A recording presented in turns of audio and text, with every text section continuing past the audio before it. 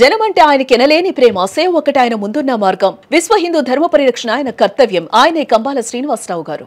మీ family నుంచి ఎవరైనా వస్తున్నారా హీరో? ఇంకా సార్ మావాడు నేను మా అబ్బాయిని విజిలింగ్ వీడ్లో బాంబేలో డైరెక్షన్ డిపార్ట్మెంట్లో పెట్టానండి. అక్కడికి వెళ్ళిన తర్వాత అందరూ వాడిని ఏదో నువ్వు యాక్టింగ్ సైడ్ బాగా చేస్తున్నావు, చేసి చూపిస్తున్నావు, అది ఇది అనేటప్పుడు కానీ కొన్ని ఇచ్చేస్తే 3 నెలల తర్వాత డైరెక్షన్ డిపార్ట్మెంట్ నుంచి యాక్టింగ్ షిఫ్ట్ చేశాడు. ఓకే.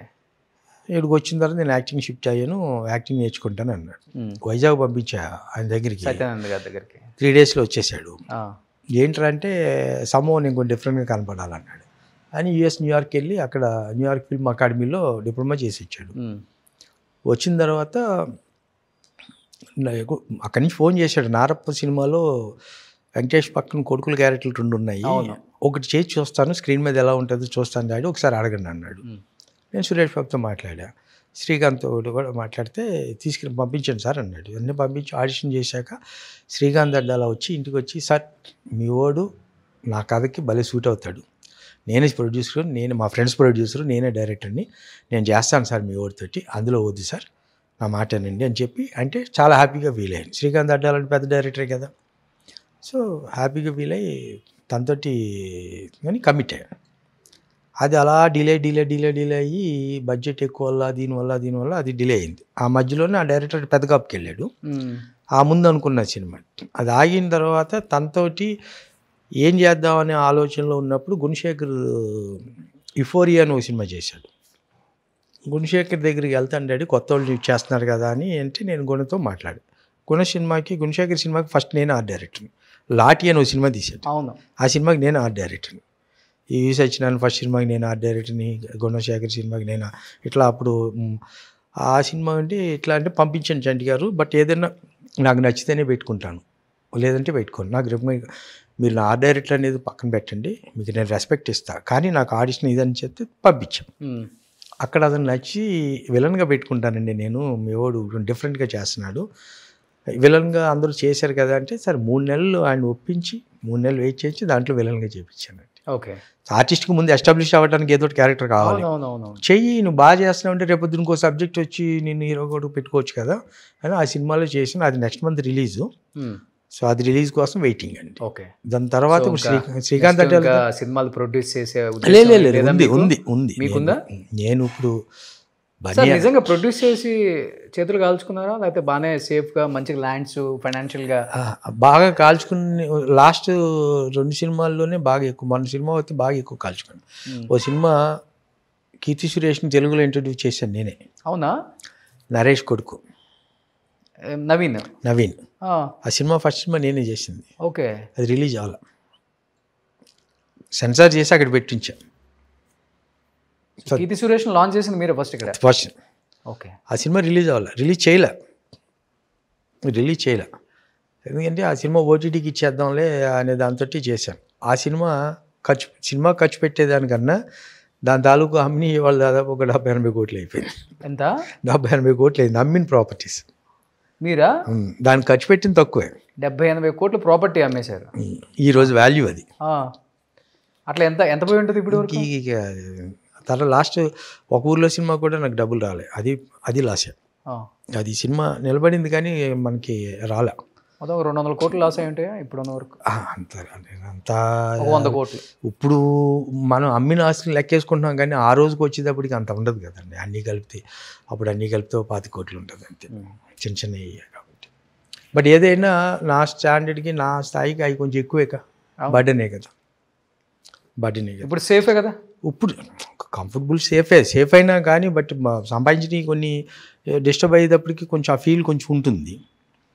సరే ఇప్పుడైతే నేను దాదాపు 7-8 సంవత్సరాల నుంచి బన్నీ వెనకాల తిరుగుతున్నాను. All of sudden Bunny national star అయిపోయాడు. సో ఎవరో ఒకరు దాంట్లో క్లబ్ చేస్తాను అనే దాంట్లో డైలీ వెళ్తారా హైదరాబాద్లో ఉంటే?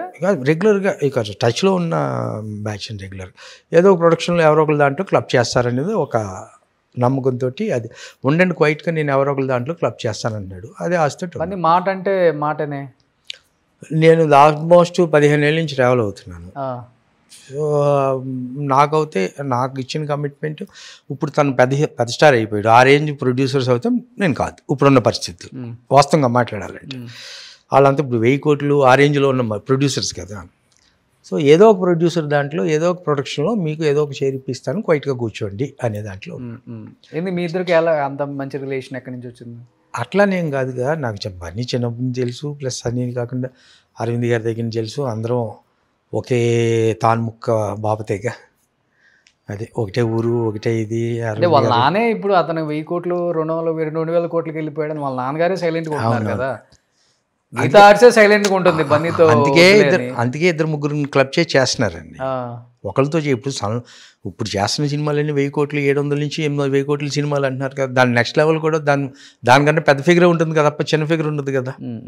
సో ఎవరో ఒకళ్ళు దాంట్లో క్లబ్ చేస్తాను అనే మాట అన్నాడు కదా, అది ఎప్పుడు టచ్లోనే ఉంటున్నారు. పుష్ప నుంచి కంటిన్యూ టచ్లోనే ఉన్నాను, ఇప్పుడు కూడా టచ్లో వెళ్ళి కలుస్తుంటున్నారు. అప్పుడప్పుడు కలుస్తూ ఉంటాను, మెసేజ్లు పెట్టుకుంటాం, రిప్లై ఉంటుంది, కలుస్తాను. ఓకే, అది ఏ సినిమాకి క్లబ్ చేస్తారో ఎవరితో క్లబ్ చేస్తారో ఏంటనే చూడాలి ఇది. ప్లస్ ఇప్పుడు నేను ఇంకొక మన తెలుగు పెద్ద ప్రొడ్యూసర్ తోటే రాజు గారితో కలిపి ఓ ప్రాజెక్టు ప్లాన్ చేసుకుంటున్నాం. ఆల్మోస్ట్ అది ఫైనల్ స్టేజ్లో ఉంది. ఆయన అనౌన్స్ చేస్తారు. చిన్న చిన్న కథలు, మంచి మంచి కాంటెంట్ ఉన్న కథలు వింటున్నారు, సినిమా బాగుంటే పట్టాలెక్కిద్దామన్న ఉద్దేశంతో ఉన్నారు. చంటి అడ్డాల అని పేరు ఉంది బయట. ఈ చిన్న చిన్న కథలు ఉన్న వాళ్ళు, మంచి డైరెక్టర్లు ఉంటే వచ్చి మీకు కథ చెప్పొచ్చా? నేను రోజు వింటున్నాను. చెప్పొచ్చా? నేను రోజు వింటున్నాను. ఇప్పుడు నేను దిల్ రాజు దగ్గరికి కూడా తీసుకెళ్ళింది అలాగే. రాజు ఏమన్నారు, చంటి గారు ఏదైనా ఉంటే పట్టని కథలు నాకు నచ్చితే కలిపి చేద్దాం అన్నాడు ఆయన. ఓకే, సో తీసుకెళ్ళి 2 కథలు వినిపించాను, 2 నచ్చినాయి అతనికి. ఇప్పుడు నా దగ్గర కూడా చాలా మంది వస్తుంటారు మీ దగ్గరికి, ఇలా పంపించి నేను వింటున్నాను. సో ఇప్పుడు రాజుగారు నేను కలిపి ఒక సినిమా చేస్తున్నాం. ఓ సూపర్, పెద్ద సినిమాని పెద్ద క్యాన్ వేస్తే హీరో అన్ని ఆయన ఫైనల్ చేస్తాను, ఆయన డిక్లేర్ చేస్తారు, ఆయన అనౌన్స్ చేస్తారు. ఎనీహౌ జాగ్రత్తగా చేయండి, మంచిగా చేయండి, ఆచితూచి గౌరవంతో చేయండి. కాదు ఆచితూచే కాదు, ఆశతో చేస్తాం, కానీ ఆ చూసేది ఎక్కడ వస్తుందో తెలియదు. అది ఇటైనా తోగొచ్చు, ఇలా అయినా ఉండొచ్చు, అంతే. సో అది మన చేతిలో లేదు. అయితే ప్రతి సినిమా హిట్ అవుద్దని తీస్తారు అందరు ప్రొడ్యూసర్లు. ఆశతో అంటే డబ్బు వస్తుందని ఆశతో చేస్తున్నారు, అంతే కదా. ప్యాషనేటెడ్గా అనేది సినిమా స్టార్ట్ అయిన తర్వాత ప్యాషనేటెడ్. ఇలాంటి ప్రొడ్యూసర్స్ కి డబ్బు కన్నా కూడా ఆ ప్రేమ, అంటే అది వేరు, సినిమా మీద ఉండే లవ్ చేస్తూ చేస్తాం. సినిమా చేసిన చెప్పు ప్రేమించు చేస్తాం, కానీ డబ్బులు కూడా కావాలి కదా. మీరు ఒక 10 సినిమాల్లో బాగా సంపాదించేసి రియల్ ఎస్టేట్లో పెట్టి బాగా డబ్బులు అయిపోయిన తర్వాత మనం 10 కోట్లు పోయినా పర్లేదు, 100 కోట్లు పోయినా మనం శంషర్లాగా ఎలాగ ఉంటాం అనేది లేదు ఇవాళ ఉన్న పొజిషన్లో. సో ఏదో సక్సెస్ కావాలి, డబ్బులు కావాల్సిందేనండి, అంతే. సో ఎనీహౌ మంచి సినిమాతో మళ్ళీ మీరు కంబ్యాక్ అవ్వాలని మనస్ఫూర్తిగా కోరుకుంటున్నాను చంటి అడ్డాల గారు. థ్యాంక్ యూ అండి. మీ పేరే ఒక బ్రాండ్, చంటి అడ్డాల. ఎవరికి లేదు అంటే కొంతమంది ఏంటంటే చంటి అడ్డాల పలుకుతారు, కొంతమంది మీ మాటలు విన్న తర్వాత అడ్డాల చంటి అని కూడా వాడుతుంటారు. మనం ఎక్కడ అడ్డం పడవ, అది తిప్పి వాడాలి కూడా ఉన్నారు. కాబట్టి ఎనీహౌ మంచి కంబ్యాక్ రావాలని మనస్ఫూర్తిగా కోరుకుంటున్నాను. బాబు కూడా మంచి హీరో అవ్వాలని, మీరు కూడా మంచి ప్రొడ్యూసర్. నేను కూడా అదే, మావాడు కూడా కండిషన్స్ ఏం లేకుండా ఫైట్లు గీట్లు కాదు, కంటెంట్ చిన్నదైనా ఆర్టిస్ట్ పెర్ఫార్మెన్స్ తోటి ఆడే సినిమాలు ఉంటే చూడండి అంటున్నాడు తప్ప. సూపర్. ఎవరెవరో వస్తున్నారు మేము చేస్తాం అయ్యి అంటున్నారు, కానీ వేస్ట్ అడే అని జనాలు రారు, ఊరికి మనం చేసాను తప్ప ఉపయోగం ఉంది, వెయిట్ చేద్దాం అన్నాడు. Okay, thank you sir. Thank you. Suman టీవీలో మీ పర్సనల్ అండ్ బిజినెస్ ప్రమోషన్స్ కోసం కింది నెంబర్కి కాంటాక్ట్ చేయండి.